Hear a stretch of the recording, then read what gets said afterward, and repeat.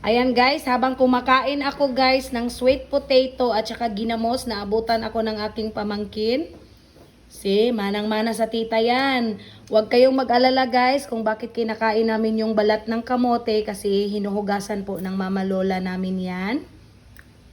As you can see guys, pag kumakain ako ng sweet potato is kinakain ko yung balat.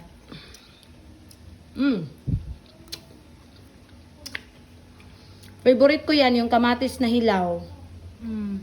Diba? Katong sa pula pod. Ay, dili ko ganahan sa pula na, promise, sorry. Ako ganahan. Siya guys, ganahan kayo siya og pula nga. Ang sa to na, kamatis, sweet potato, papak lang na niya. Green pod, okay ra pod ko sa ang makaw ng green. Bisa ba? As you can see guys, favorite po ng magtita yung ginamos.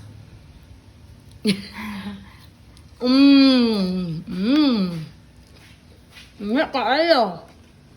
Medyo Lola! malulang.